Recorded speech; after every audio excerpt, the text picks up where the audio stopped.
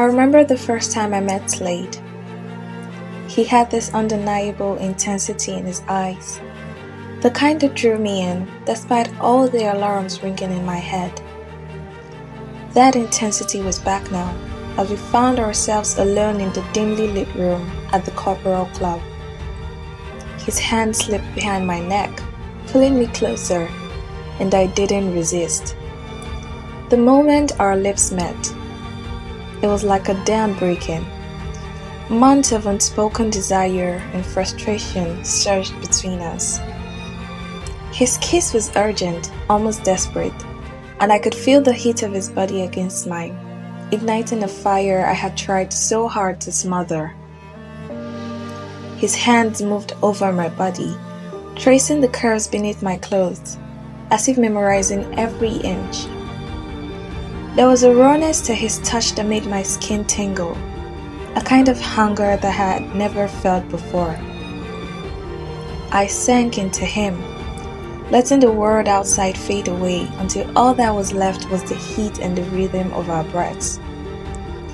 The tension between us finally snapped, and he lifted me, guiding me to the couch. His body pressed against mine, and I arced into him, matching his intensity. It wasn't gentle or slow. It was as if we were both afraid this moment would vanish if we didn't hold on tight enough.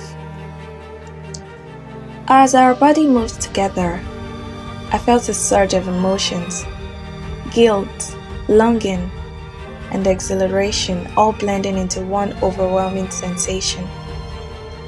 I clung to him, lost in the intensity of it all, and in that moment, I didn't care about the consequences. The only thing that mattered was that I felt alive, more alive than I had in a very long time. When it was over, we laid there, our breaths heavy and mingling in the silence, and I knew then that this wasn't something I could just walk away from. I never thought my life would turn out like this. 1 year ago, I was marrying Chris, a man who seemed to have it all: wealth, success, charm. It was a fairy tale by every standard, and there I was, slipping into my perfect white gown, embracing what was supposed to be the perfect life.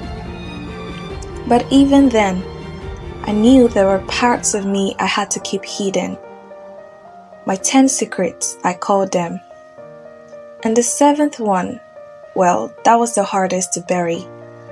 The one where I craved something different, something dangerous. A year later, I should have been living the dream. Chris adored me. He was a powerful attorney in town with his career taking off, and we had a beautiful home.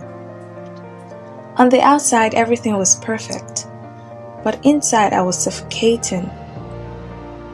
I had always wanted to be a singer, a songwriter, to perform on real stages and have the world hear my voice. Instead, I was performing in a tiny cafe, whispering my dreams to an empty room. No matter how much I tried to embrace the life I had, it wasn't enough.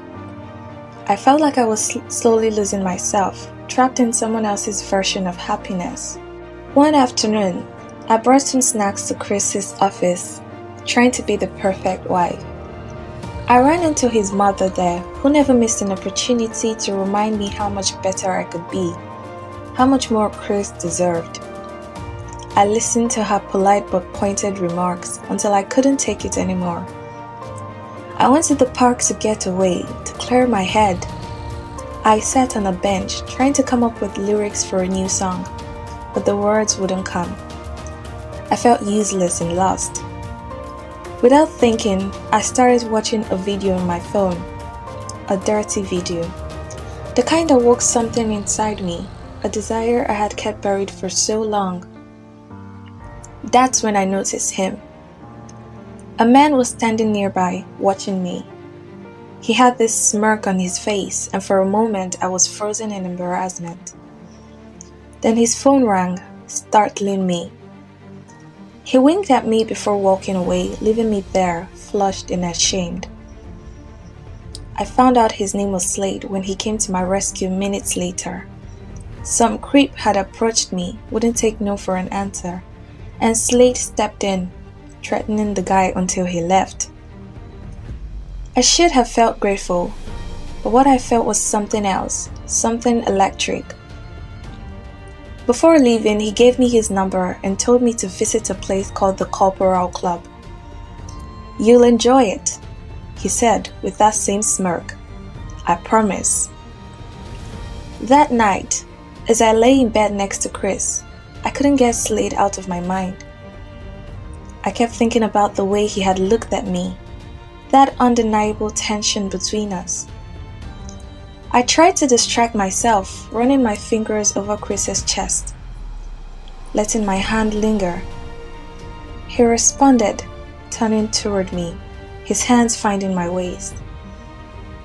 As we made love, I closed my eyes, imagining it was Slade's touch. Slade's voice murmuring my name. But when it was over, the emptiness returned, and the thrill I had sought remained out of reach. Chris held me close, content, while I stared at the ceiling, feeling more alone than ever. The days that followed didn't get easier. I kept thinking about the club, about Slade's invitation. The more I tried to ignore it, the more it called to me. After Chris and I had an argument about my singing career and his plans to announce his candidacy for district attorney, I made a decision. I needed to feel alive, even if just for one night. I went to the Corporal Club, feeling nervous and out of place as I walked through the dark, secretive halls filled with people exploring their hidden desires.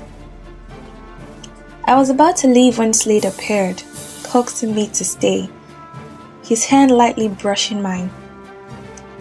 Inside, the air was thick with intensity, the sounds of moans and murmurs drifting through the rooms. Slade led me deeper into the club, never letting go of my hand.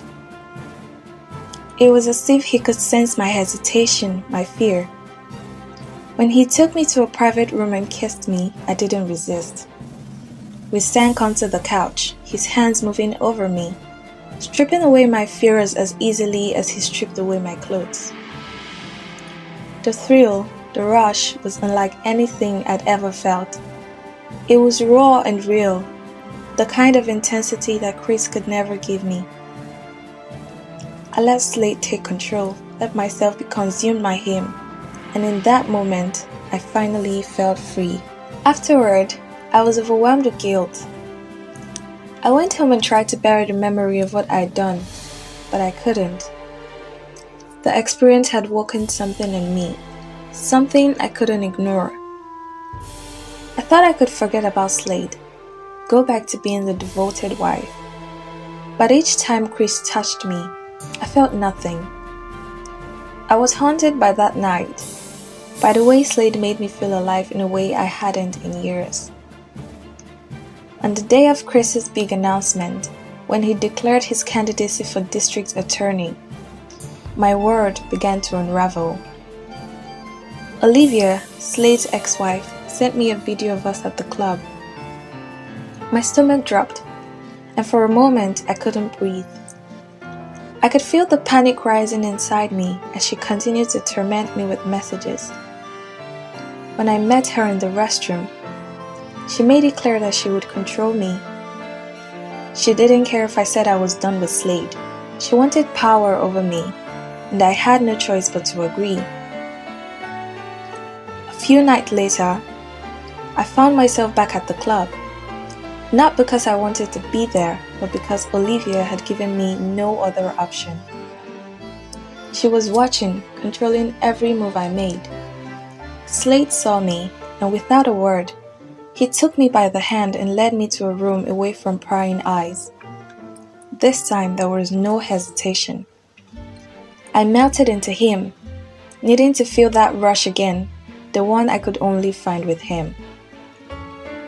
As we made love, I forgot about Olivia, about Chris, about the lies I was living. It was just us, tangled in a dangerous dance that I couldn't seem to escape. Now here I am, standing beside Chris with a smile on my face for the cameras, but my heart is pounding with fear. I'm living a double life, teetering on the edge of disaster. Yet, in a twisted way, I feel more alive than I have in years. The thrill of my secret keeps my heart racing.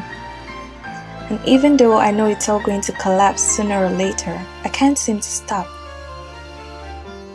I don't know how long I can keep up this charade, but for now, it's all I have. Only thing that makes me feel real.